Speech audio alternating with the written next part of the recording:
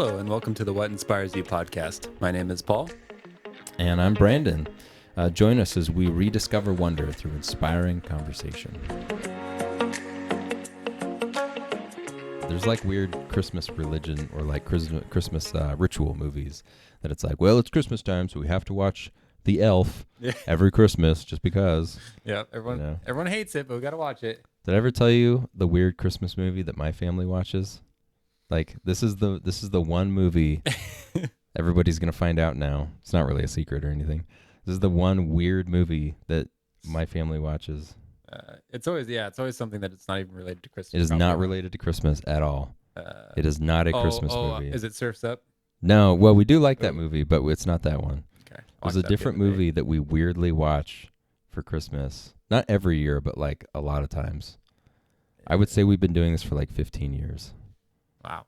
It's like, we've been doing it for a long time. Is it, I'll give you a hint. Okay. It's about the French Revolution. Les Miserables? No, What? close to that. No. Revolution. I don't know if you've ever seen it. Probably not then. It's the Scarlet Pimpernel. Oh. It's like an old, like B movie that like nobody ever has heard of. Interesting. It's one of the I've earlier never heard movies of it. that Ian McKellen did. Oh, wow. He's like the only famous actor that came out of that movie. And it's just about this dude where they were like purging the land of, the aristocrats in France. They were Bourgeois or whatever. yeah, they were like cutting off everybody's head at the La Guillotine, Madame Guillotine. And then it's like So this wild. English aristocrat dude who basically is like a vigilante guy, and he's like saving all the rich French aristocrats from Are they getting paying their heads him? chopped off. No, he's just doing it out of the kindness of his heart. And so it's about how he like rescues all these people, and then like his intriguing life. But it's a comedy. He's like Oh, okay. a very goofy kind of guy. Oh, Yeah, weird. it's like And a is weird. Ian McKellen the comedy? No, Ian McKellen's the villain. Oh. Ian McKellen is the super serious villain person, Yeah. and there's a different guy who's like kind of the goofy hero Robin guy. Hood kind of probably. Yeah, kind Yeah. of a weird Robin Hood guy. Interesting. Yeah. Well, I think we should jump into my topic first because that was let's get far away from Brandon's weird topics. because mine has to do with ritual actually. Oh, okay, let's go for it, man. So mine is actually ritual. All right, rituals. Mm-hmm. Well, there was my example of a Christmas ritual. Yeah, so it feels natural. Yeah. But yeah, I've been inspired by rituals. What kind of rituals? Thank you for asking. The good kind, not the bad. Not kind. the weird movies kind. Yeah. No, just rituals in general. Like it's weird because A, why do you do it? Mm-hmm. And B, like there's a certain sort of like power associated with rituals in just different ways, And I say that very loosely, like power is pretty arbitrary, but like there's just certain things that like manifest themselves in the world when you participate in rituals, for better or worse. And so like that's what I was going to explore a little bit. And so for me, like when I think ritual, I think either like religious stuff or even like family traditions or like types of rituals. And it's like some of the most profound experiences that people will have kind of are associated with ritual. Even things like family meals, just daily, that's a type of ritual. I've got a question, just a definition of ritual question. Sure. What's the difference between a ritual and just like a habit or a pattern? Like, is a ritual just the same thing? Is it just like you do this thing repeatedly? Is there something more to it than that? That's a good question. I wish I'd come like- more prepared and like if looked I- up the definition. Like, because I'm just thinking, like if I brush my teeth every night, like, is that a ritual? I think Because so. I mean, is like a ritual just another way of saying like a habit or a discipline that you have in life, or does it have to be associated with something spiritual? Like, are there because when if somebody tells me that like I'm going to the ritual It's like I think to myself, like, oh, it's like a spiritual event. Like you're going to go sacrifice the goats, to the forest gods or whatever. Sure. But then if somebody said, oh, it's just like our family ritual, then I Yeah. think it's like family tradition or it's with a holiday or there's something associated with it. I don't know. Okay, we're Googling A the. religious or solemn ceremony consisting of serious actions performed according to a prescribed order. Oh, okay. That's something. Okay. The prescribed Hmm. order of performing a ceremony, especially one characteristic of a particular religion or church. Okay. Um, So yeah, there's a churchiness to ritual. well, Hmm. here's another. It's the adjective arising from convention or habit. Okay. Okay. So Because like I think often it is associated with religious stuff. yeah, like I think that in my own personal terminology, I probably use it interchangeably between a churchy thing and maybe little random habits or things like that. I don't know if I think about it too much when I use that word, but I do know that in my pathology class where I teach about OCD, one of the things with OCD is that people will have these like rituals that they'll Yeah. do. And it's like, oh, I always have to wash my hands or I always have to like clean the doorknob of germs or there's like sort of these like superstitious little rituals that people will do Yeah. with that particular condition. It's like a part of the person's psyche is that they like need to do little habits that like kind of satisfy them in a way. Yeah. And so, it's like they literally in the pathology textbook use the terminology ritual Oh, with that, interesting. Yeah. Yeah. And it's almost like, do they use that word ritual because it's almost like a spiritual thing for that person? Or I don't know. It's interesting. Well, it usually implies something extra physical. Hmm. And so it's like a habit that takes on an extra physical property, Okay. is my own personal definition Extra of physical. Okay. a ritual. So that could be Hmm. like a habit that has some sort of mental thing, going on with it. Hmm. Or so it's like brushing your teeth could just be a habit if you just did it like autonomously, like a robot, Hmm. or if you did it with like care and attention to promote self-help, and you were like paying, you were present and intentional with it, Hmm. and it becomes a ritual. Hmm. If that makes sense. Yeah, that does make sense. I really feel like a ritual is kind of the step up from a habit. Mm-hmm. Habit feels kind of baseline, and then when it's a ritual, it's like, ooh, it's like extra important. Yeah. Yeah. And I think it takes some sort of, again, it takes some sort of intention brought to whatever the thing is. So you can turn a basic action or habit into a ritual at any point Mm-hmm. by just turning your attention in the right places, I think. Like I almost think of like if I took a habit and I changed my terminology and I said, this is a ritual, Mm-hmm. I would get the impression that I was taking that thing and making it holy in some way. I was like setting it apart. I was making it extra special. Mm-hmm. Brushing my teeth is my habit. Okay, that's cool. And brushing my teeth is my ritual. Whoa, Yeah. What does that mean that it's your ritual? Like, are you praying? Are Yeah. there candles lit? You brushing your teeth with the blood of goats? My gosh. I don't know. I keep going back to the goat thing. I don't know. But, I mean, yeah, unfortunately, ritual is very tied with, a lot of the pagan and satanic stuff. yeah. They have good marketing. They So- got good marketing. Yeah. I mean, every Halloween. Yeah. Anyway.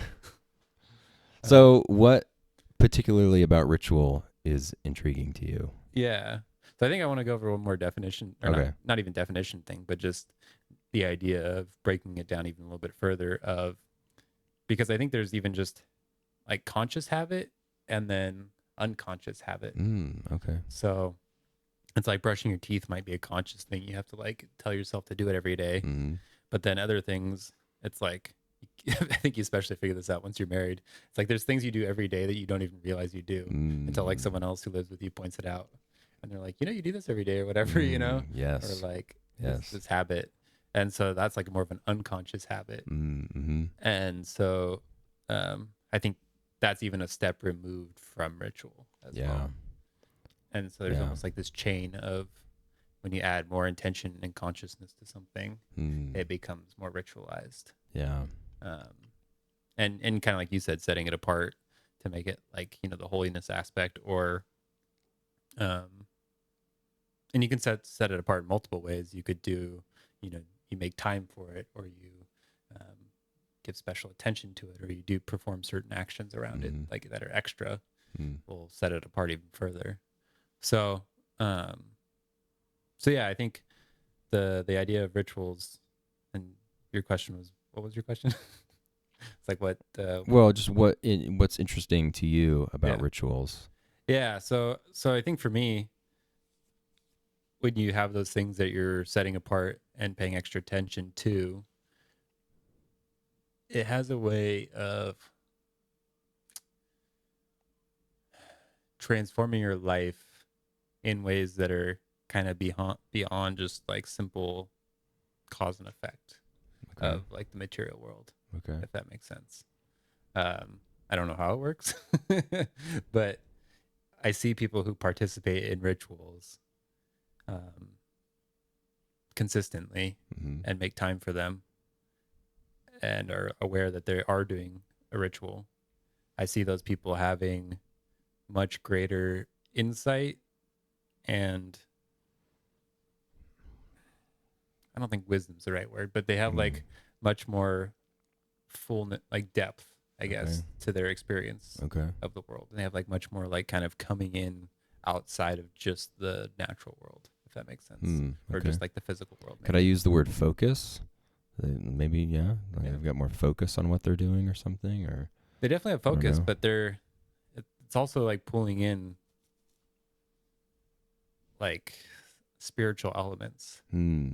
in some sense, like because the ritual almost transcends the physical. Mm-hmm. It's like why occult people will do like these practices, Mm. because it's magic. It's like pulling in power, Hmm. and so it's like it works on the good side of things too, where I think ritual is a way to like tie into the spiritual world almost in a Hmm. sense, Mm-hmm. and like whatever that looks like to you, I guess it could be different, but to me, it's like an idea that you're engaging like both sides of the world, the Mm-hmm. spiritual and the physical. Hmm.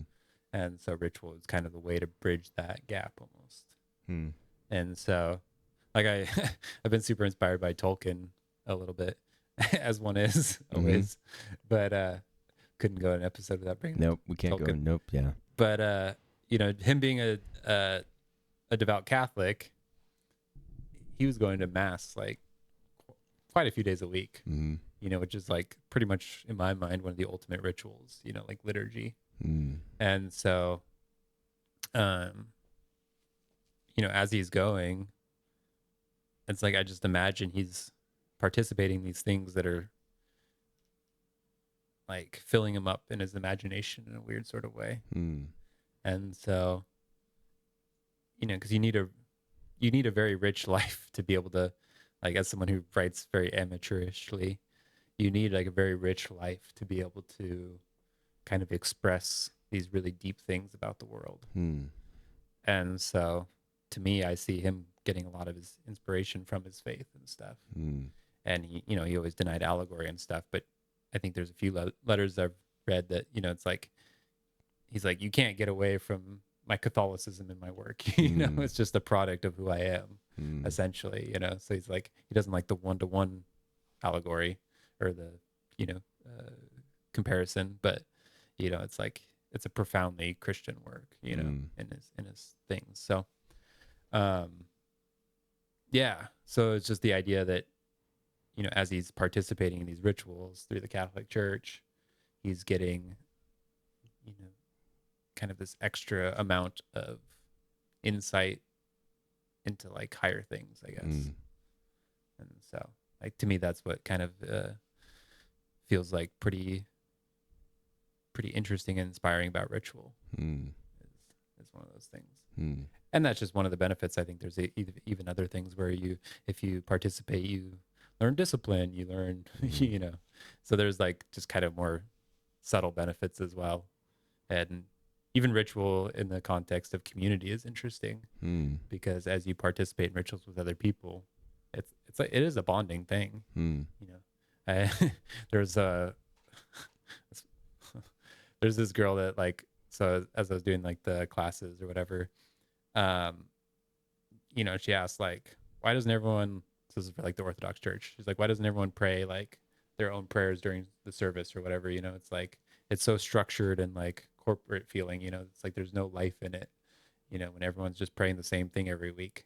Mm. And it was like the way it was described was that um it's like we're praying the same thing so that way we can all be on the same page.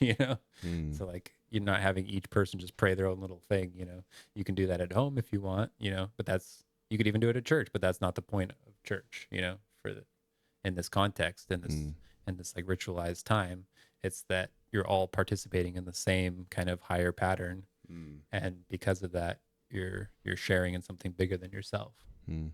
And so I think that's like another cool benefit of ritual. But is there any areas where in your like weekly life where you notice ritual or like things that It's a good question. I mean, I feel like I have a lot of habits. There's definitely a lot of things that I do just out of the discipline of doing it, but I don't necessarily do it with like, ooh, I'm really excited to like do this thing right now, or like I'm bringing more or has like a meaningful- attention. Yeah.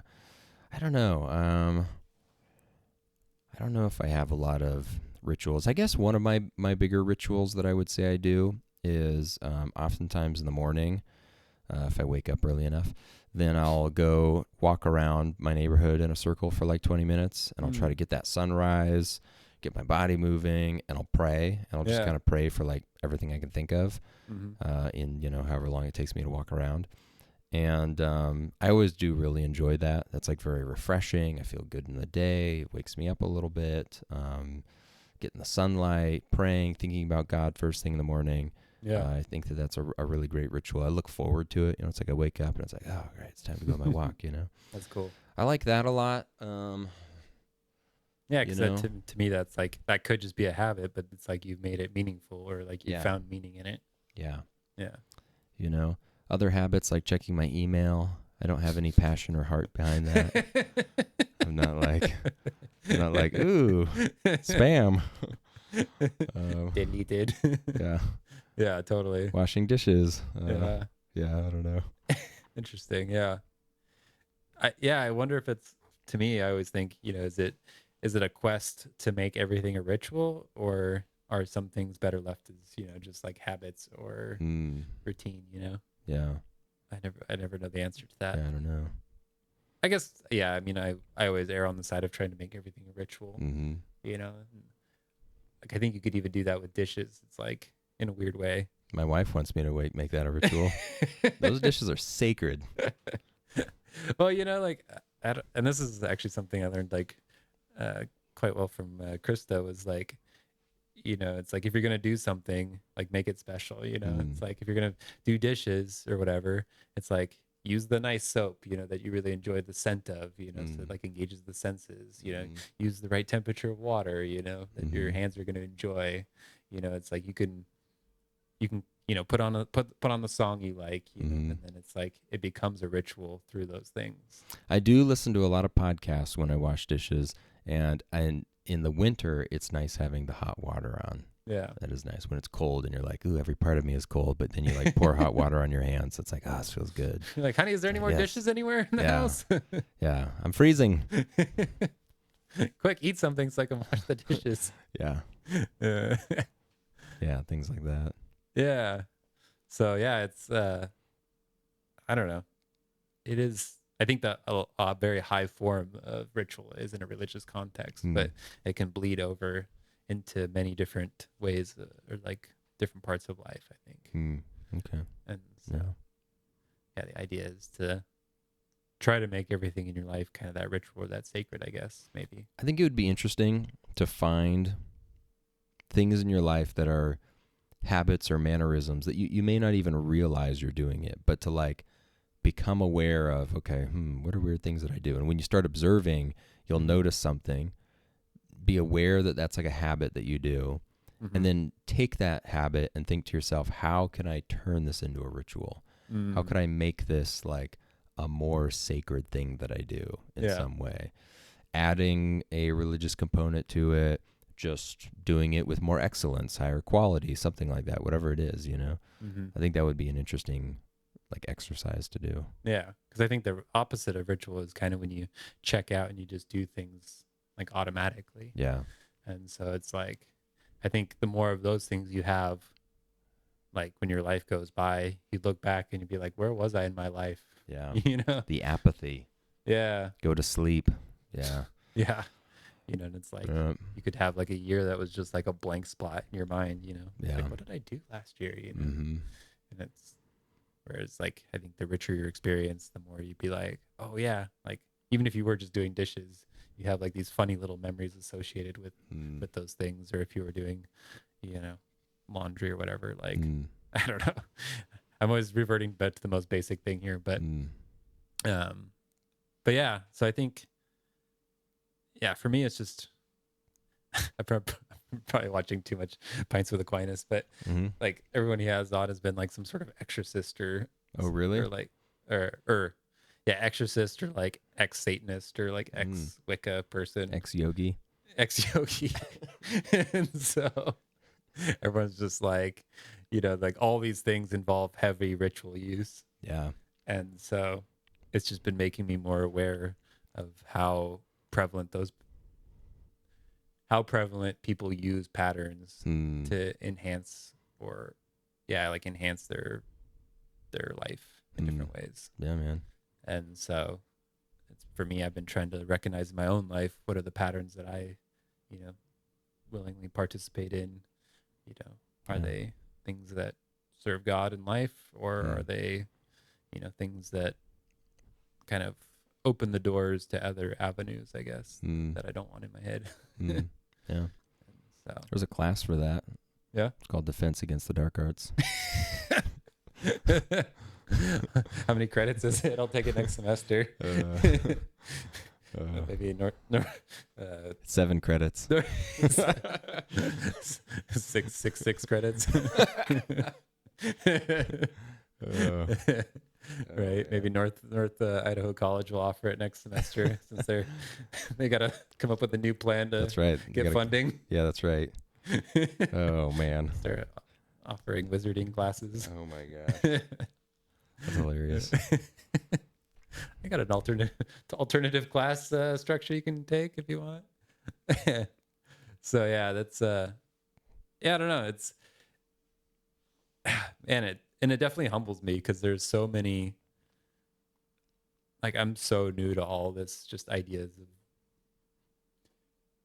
like as much as I've never really been like just a pure materialist, I've had that like bent in my brain for a long time.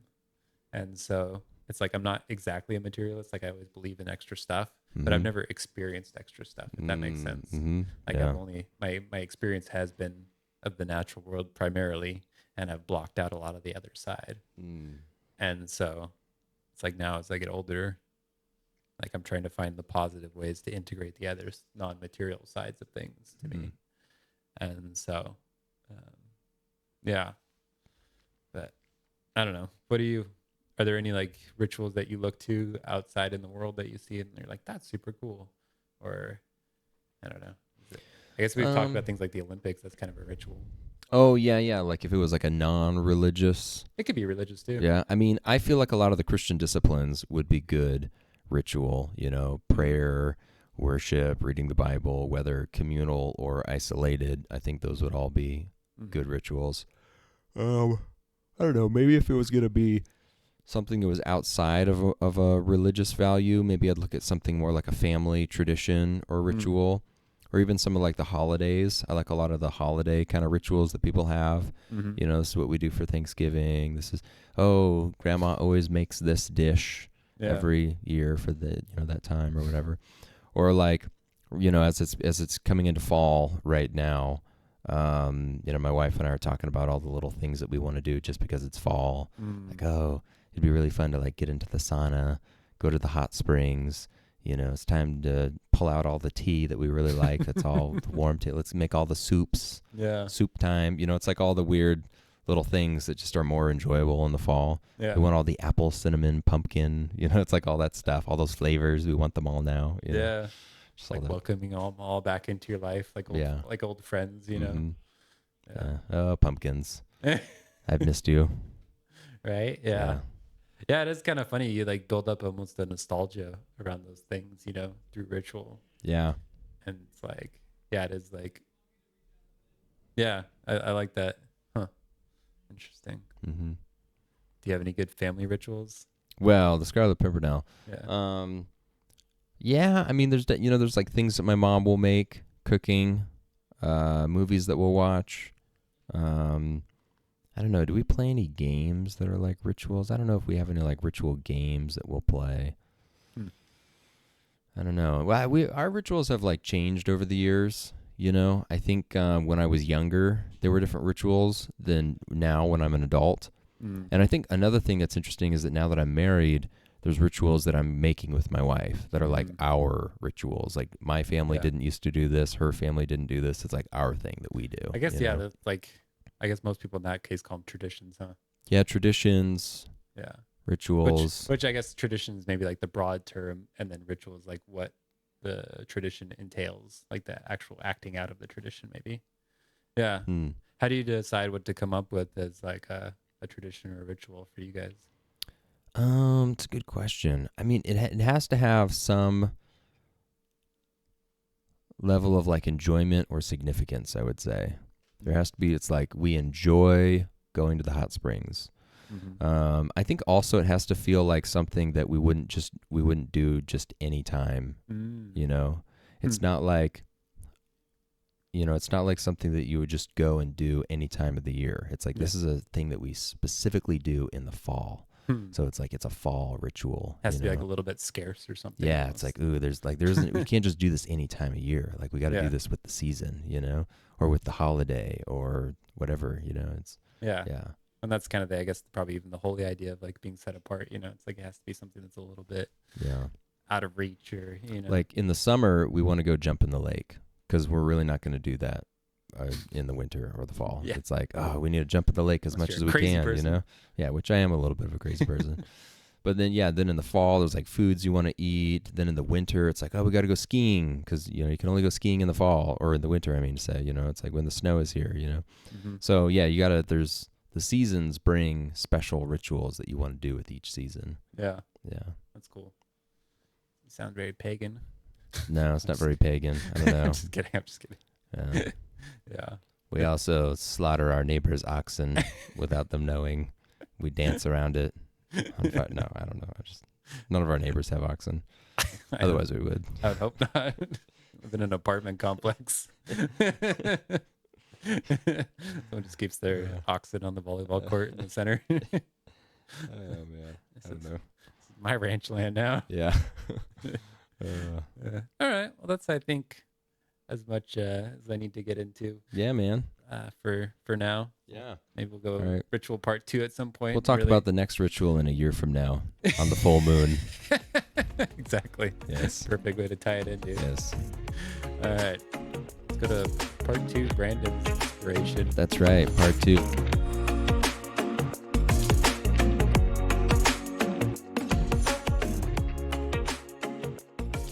What nation can you think of that comes to mind that has been around the longest? Been around the longest? Probably the Egyptians. The Egyptians. Wow. Nice. Right. There you go. Is that a trick question? No, not really. Yeah, okay. It's like I feel like I'm getting punked here. It was like a pretty obvious question. Okay. For anyone who knows history, that is. I am inspired by Egypt this week. I think Egypt is really interesting for multiple different reasons. Yeah. One, you got pyramids. I mean, that's cool. But the two, Wi-Fi of the world. The Wi-Fi of the world, right? I'm just kidding. There's all kinds of things you could talk about, just pyramids alone, right? Oh, yeah. But I mean, even like hieroglyphs are cool. It's like archaeology 101. Like when I think archaeology, you think Harrison Ford. Rosetta and Stone. you think, Rosetta Stone, right? You think Egypt. You're just thinking like that is such a archaeological abundance of places and things that they've found. Yeah. And it's just fascinating. I think it would be so fascinating to live in a country where your nation is like super old. Like I think China's really old. I think that's a really old civilization as well. Yeah. But like the United States, it's like, a few hundred years, It's like, man, you've got like barely anything that you're going on, Like who even are you guys? You're not even like a teenager, It's like 3 people living to 100 was like the entire span of the United States. Mm-hmm. But with Egypt, it's like, man, there's so much that goes into your identity of like, I'm Egyptian. Like, oh man, there's a lot going on there with that, you know? Mm-hmm. And I just think it's such a fascinating country. You know, I don't know exactly the state of their politics right now. I don't know if it's like the most open country to go like travel into or anything. You know, I don't believe it is. But I just feel like it would I be. think travel's so, but yeah, Yeah. if you want like as far as open, I wouldn't. Yeah, Yeah. like, I mean, my view is probably tainted because I just hear about how open it is from all the people that want to go like inside the Sphinx or whatever. Oh yeah, yeah, yeah. Like I don't think they'll let me go wander around in the underground of the pyramid, or you know. Yeah. I'm sure there's off limit things that Yeah, I've also heard some stories just conspiracy about, theory like, Brandon would like to go see, but yeah, some corruption and bribery and weird stuff like yeah, that. you but got to bribe the guards in order to get on top of the pyramid. yeah, So get your yeah, your perfect Instagram photo. that's right. That's right. But no, it's interesting. I think as a nation, I think also it's you know, it was like one of the first superpowers in the world.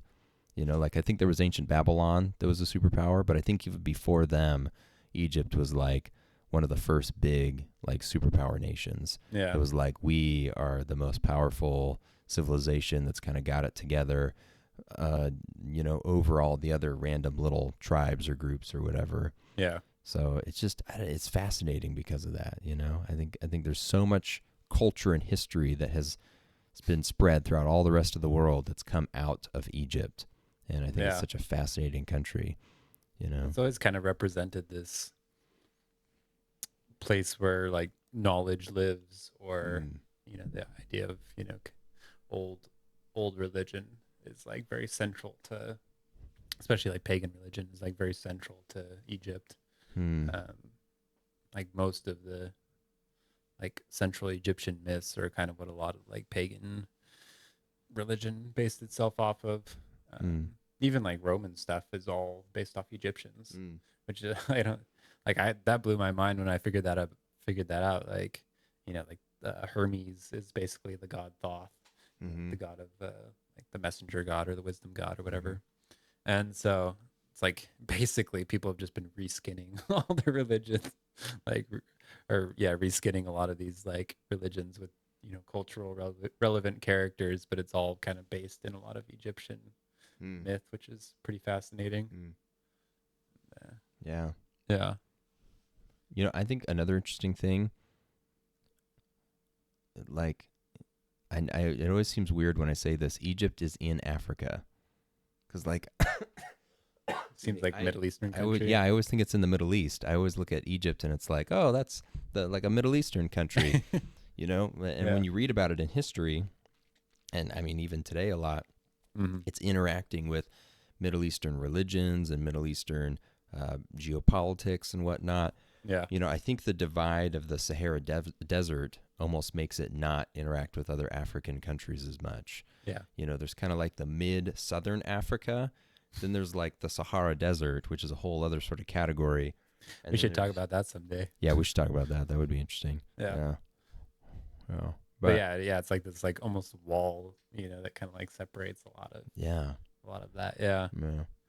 Yeah, it's like, well, I won't get off of my Sahara Desert tangent, but yeah, no, it is kind of wild, and it's funny how like Egypt has kind of been, I mean, maybe up until recently, you know, very culturally relevant to each like time period it's in, whether it's, you know, the Library of Alexandria or you know, things like that, which is, there's obviously a lot of myth associated with that, Mm-hmm. more so than fact, but just the idea that, you know, Alexandria was a hub for all that kind of stuff. You have like Marcus Aurelius and Cleopatra, and, you know, kind of influencing politics while never being like kind of directly the main power or whatever. You know, Alexander the Great obviously was very interested in Egypt.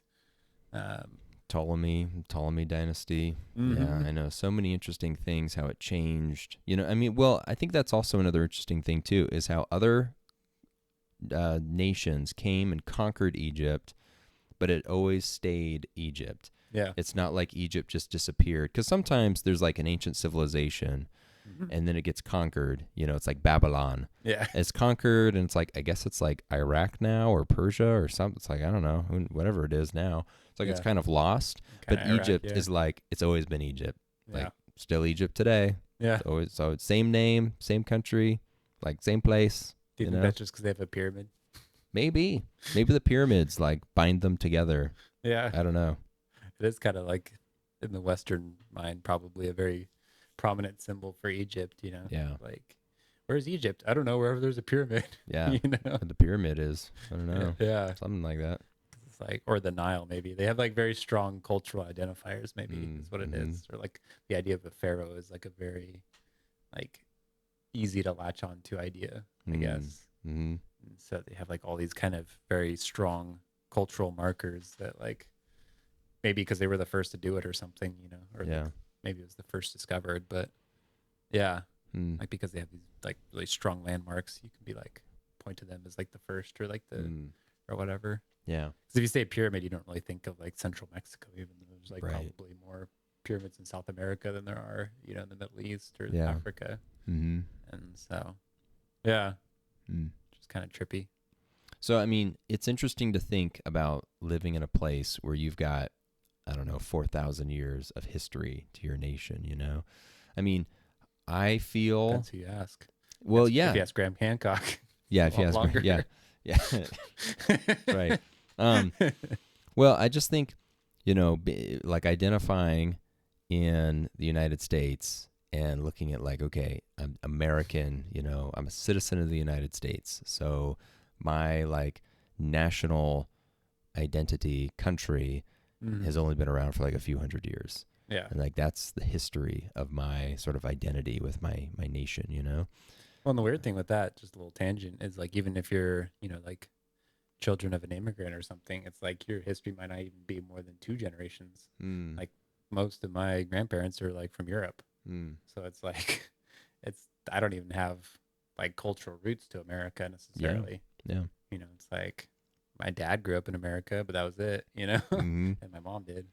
Well, yeah, that's a good point. It's like I know that my family eventually came here from Europe, Mhm. but I don't know when. Like, were Mm. they the early pilgrims, and like my lineage has always been here since then, or it's like, oh, they just came over with like World War II, or I don't Yeah. think they did. I think I would have known about that, but Yeah, okay. yeah, it's like I don't know. I don't know exactly when people like came over here from Europe, and that was like my family line. You know, I don't know Mm. that history. Yeah, I'm always But- super fascinated when people can like trace their line in America back to like the 1600s or whatever, or I mean, late, Mhm. you know, or the early 1700s. It's Mhm. like that's always super fascinating to me. I'm like, wow, you have like the full experience of America in some sense through your cultural heritage. Yeah. Like, huh? But you contrast that, like most people in the United States, they came here from like another country, you know, unless you're Native American, which even then maybe eventually you came from Across the Alaskan land across- bridge. yeah, something, you know. But you think about people in Egypt, it's like, no, just always been Egyptian, just you know, like I'm sure that you know maybe intermarried with other ethnicities Yeah. and stuff, but it's like if you're Egyptian, you're like true, you got Egyptian blood in you. It's Yeah. like. You're like my great great great great great great great great great great grandfather was born here, you know. Or Yeah, whatever. it's like my bloodline is like I am Egyptian and I've been here, like my family, like my line has been here for like 4,000 years. It's That'd like, be insane. wow, Yeah. that's a weird thing, Yeah. you know. But if you were Egyptian, I guess maybe that's just normal. Maybe Yeah. that's just like, yeah, we got this much history. Like those American people are newbies. I do you think, know? I think it would do something to your mentality. Mhm. Like you would, I think you would feel more connection to the area, to the land, to like all that kind of stuff, even to your culture. Yeah, Like I think that's half the problem with America. It's like it's cool that you know it's built on immigrants and it's built on, you know, kind of the melting pot idea, but just inherent in that idea comes like fragmentation. Mm. You know, it's like people don't at one point there was like a really strong binding identity of like, you know, the American dream of like buy a house and do all this stuff and build your life up. But like I think as that becomes less attainable Yeah, for whatever reason, won't get into that. yeah, You know, it's like as that kind of ideal fragments, there's not much to hold people together because they don't have like the strong cultural roots necessarily. yeah. You know, since it is more like it's like I don't feel any like cultural connection to America. It's like Yeah. I Like don't know. like if all the Egyptians in Egypt were just like, you know what? Screw this country. Like, we don't need to be a part of this thing anymore. Yeah. You know, it's like, dude, you're giving up on like 4,000 years of history of your people, you know? Yeah. Whereas in the United States, it's like, I don't have 4,000 years of history here. Like, Yeah. who even knows what my history is here? Like, whatevs, Yeah. you know, just, Let's go back to Hungary. yeah, Like, just go back to wherever, you know, or do something else, find a different Mhm. country, whatever, yeah. you know? Yeah. And yeah, I think, like I was saying, it's like that having that strong binding principle was enough to work for a couple hundred years. But it's like as soon as that starts to fade, it's like what's really keeping people there. Yeah. Whereas, like, I think Egypt probably had that strong identity. Mm-hmm. And it's like how they were able to persist even though they were conquered like multiple times. And, Yeah. you know, all these different things and Yeah. all the trials and tribulations that happen.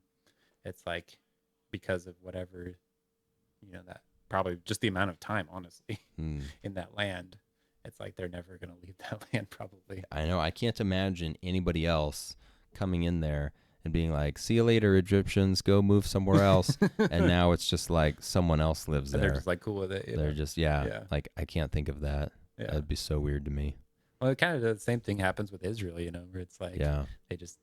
they feel like that was their land and like that's their heritage. And they have like this really strong binding identity toward that Mm. land, you know. Mm-hmm. So it's like they're never going to give it up. It's like, Yeah. even if they get kicked out again or whatever happens, it's like they're always going to feel a connection back to that land and want to Yeah. be there.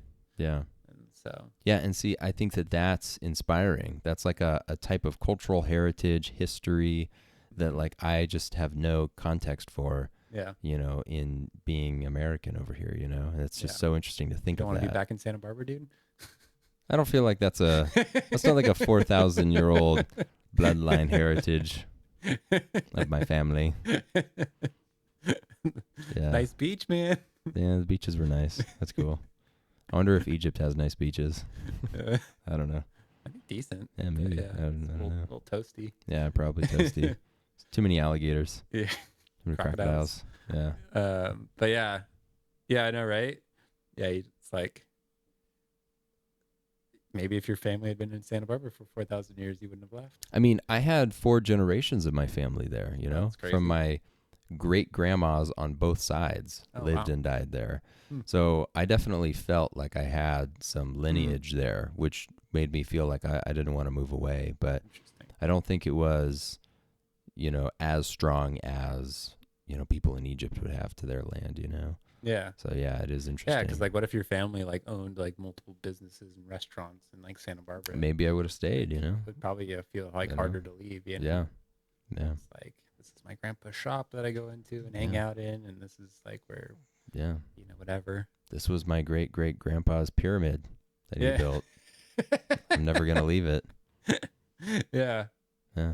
Yeah, it would be interesting, like if you had like a lot of family heritage, like those, you know, just like the Kennedy dynasty or something, you know, where it's Right. like your family like built a town or something, you know, Yeah. or like donated like half the things in the town, and just like everywhere you go, you see your name Like I just think, plastered on stuff. yeah, I think about in Coeur d'Alene, the Hagedon family Yeah. that made the resort. It's like I feel like that would almost be weird if you're a Hagedon and moved away. Like I'm sure people in the Hagedon family have moved away, but Yeah. it's almost like, oh, like I feel so connected to this town. Like we were so involved as a family in like making this town what it is. Right. It feels like that's our town. Yeah. Like we belong there, Yeah. you know. Yeah. Be kind of weird to get possessive over a town, but yeah, no, I totally get what That's you my mean. town. Yeah. I built this place. Yeah. You know, yeah, I guess it'd be like if you know, like the Santa Barbara Pier or something was built by the Copes. Mm-hmm. And Yeah, something iconic. Yeah. yeah, yeah. And you're just like, yeah, people just kind of recognize you around. Mm-hmm. I mean, it'd probably get a little bit old if you're like a celebrity, but Hmm. you know, I think if you were just a down to earth person and Mm-hmm. yeah, had those good communities, strong communities, it'd be like pretty cool. Yeah. And maybe Yeah. enough influence to change things however you wanted. That'd be nice too.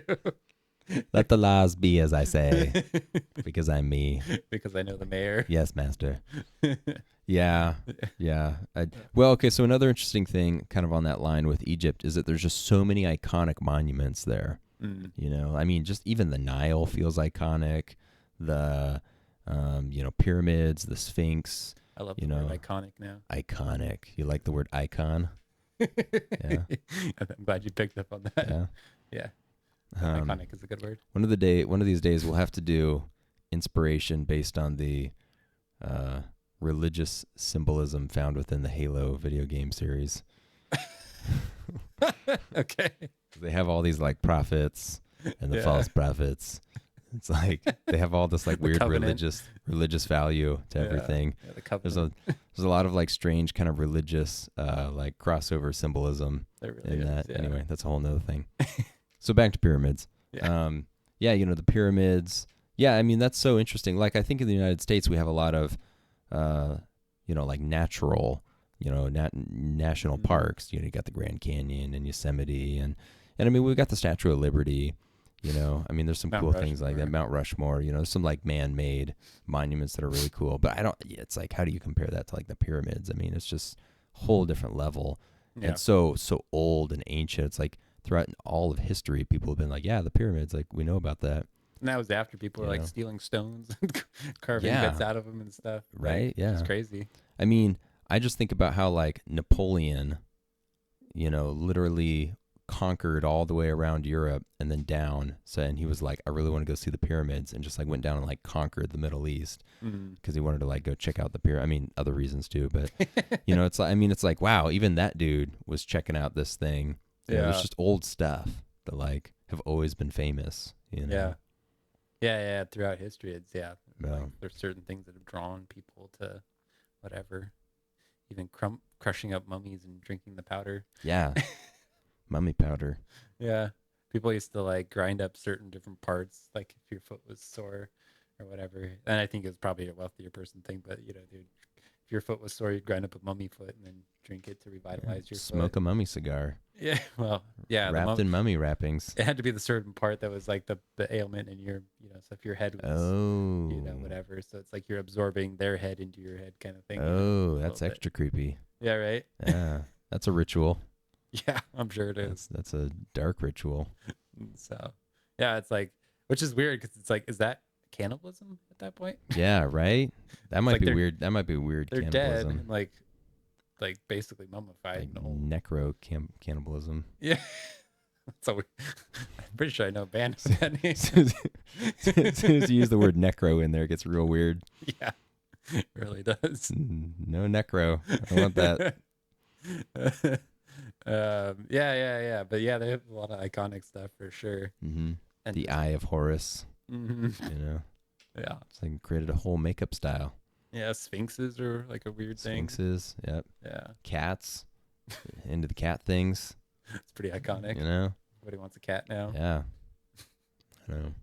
Yeah. No, it's crazy. I mean, and just the like technology that kind of came out of early Egypt too. It's like a lot of Mhm. early medicine and stuff was kind of developed in Egypt Mm-hmm. and spread around. And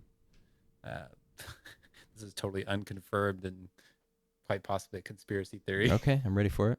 So this The episode, frogs in the Nile are this gay. episode's only gonna Oh. gonna air on Rumble after this. It's okay. It's cool. But apparently there was like some hieroglyphs found on like obelisks in Australia Ooh. at some point. Okay. And so there's like this kind of idea that the Egyptians were sailing kind of around the world from a pretty early time. I saw something a while ago saying that the same type of sarcophagus, right? The like tomb or the, I don't know, coffins, right? The coffins, like same design, same structural creation, shape, everything that you'd see in Egypt. They found sarcophagus like the exact same replication in Japan, Oh wow. buried in like ancient Japanese burial tombs. That's super interesting. And they were like, what the heck? We found like an Egyptian like sarcophagus in here. Like, when did this get here? That's yeah. super trippy. So that's a weird thing. Yeah. And that's either, everyone was on the same wavelength through their pyramid Wi-Fi or They're yeah. Or the I don't know why I'm shrooms. saying that so much, Or the but aliens. yeah. There's Whatever was going on. there's some sort of shared intelligence there that like Yeah. I really hope people figure out at some point. That'd be really cool. I hope people figure it out in my lifetime. Yeah, And right. then make a cool YouTube video about it that I can watch. Right. Or maybe the government will disclose something. Yeah. with their, The CIA will release documents. yeah, along with all their alien disclosures. Yeah. But Anyway, I Yeah. also think it's interesting about the Egyptian nation that the whole thing is basically in a line because they're all stuck on the Nile. You know, it's like you don't really want to go live too far off of the Nile because it's just desert. Yeah. So it's sort of like a linear country, even though you look at the country and the borders are like a square. But it's like, well, but really the population is a line. yeah. Everybody lives on the one river. Yeah, and if that I love looking at like the color coded maps where it's like shows what's desert, what's there's like just like always one green strip right down the middle. Yeah. And it's like if that river fails, then the whole country collapses, which is wild, Yeah. you know? I mean, and they don't even have the source of the Nile. It's like other countries do, like Ethiopia and I can't remember the other countries. Ethiopia does, yeah. Because Ethiopia, because it flows. Yeah, it's the because there's right? two tributaries Yeah, that go into the Nile. There's the White Nile and the Blue Nile, and the majority of water comes from the Blue Nile, and the Yeah. Blue Nile comes from a lake up in the mountains it's in one of the few rivers Ethiopia. to flow south to north, right? I believe so. Yeah, most rivers in the world, I think, go more in a southern direction. Yeah, And yeah, it is a weird one in that it goes that way. Huh. Yeah. interesting. Yeah. So yeah, it's an interesting river. Because I think I read something about Ethiopia or one of those countries trying to dam up the Nile. Yeah, they're trying to dam up the Nile right now. Yeah. And Egypt is super bummed out about that. And the European powers will always be on the side of Egypt because Egypt controls the Suez Canal and everybody wants trade to go through. So everybody's always going to be buddies with Egypt. So Ethiopia will kind of always be screwed. Yeah. But if Ethiopia could build more dams along the Blue Nile, then they could get more electrical power, which would help a lot of their, poor and middle class, Yeah. which would be really helpful for their country. But they'll always have problems doing it because, Yeah. then they would have to basically cut off water for like several years while they build up their dam. Yeah. And then they would be in control of releasing water. And then, and Egypt doesn't like that. It's super tricky. Yeah, because Egypt's like, now all of our people just can't drink water for like 5 years or whatever. Yeah. So, yeah, that sucks. Yeah. No, dude, Africa's a wild place, man. I Yeah. was watching some gnarly stuff on Somalia and just like the piracy there. Yeah. It's like, It's great. I mean, anytime you want to see like what happens when nations have like really bad politics, it's like, well, Africa has been stuck in that for a very long time, and a lot weird of dictatorships. a lot of and foreign meddling. Like a lot of, foreign meddling. Yeah, as soon as like Somalia became kind of like an anarchy, like there was a bunch of European and like Chinese companies that just started like dumping toxic waste there.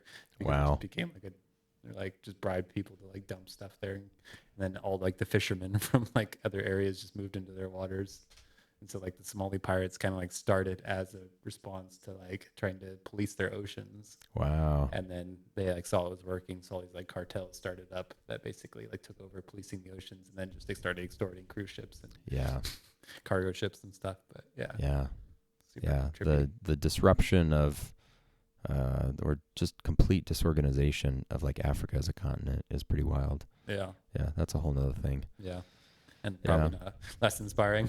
Yeah, that's less inspiring. Yeah, I don't know. We need to find some inspiration of countries that have Once we figure done out a how good to fix job. it, Yeah. Are there any countries in Africa that are doing really good right now? They're inspiring. I don't know. I'd have to find those there's a few countries. I'm sure up-and-comers. there are. Yeah. yeah, Yeah. All right. Well, Yeah. Egypt. There it is. yeah. There you have it, people. Have you ever read the was it the Emerald Book or whatever it's called? Oh, was that? I thought that was about Atlantis. The Emerald, or maybe it's the Emerald Stone. It might What's have the some. the Emerald Book? I don't know if It I've might read have. that. Yeah, I think it might have some of that in there. but Okay. Yeah, it's like all these old weird Egyptian writings. Oh, So I know that they've got the Book of the Dead. yeah, They've got the Book of the Dead, yeah. and That's what all the Freemasons use. really. It's either that one or the Book of Thoth. I'm not sure. Oh, But, okay. yeah, it is weird how like the modern like the Masonic lodges and stuff all use Egyptian things. Yeah. So We've got a pyramid on our dollar, that is true. So Egypt's literally in our money. With an Eye of Horus on top. Yeah. So a lot of weird things going on there. Yeah. Or is it the Eye of Sauron? Never know. You tell me. You tell me. All right, Find out but- next time. Yeah. Not really. No. Start some rituals that involve Egypt. That's right. That's right. You know? Just kidding. Look at photos of the pyramids. Go Yeah. look at some hieroglyphs. Yeah. Think Egyptian thoughts. I don't know. Watch The Prince of Egypt.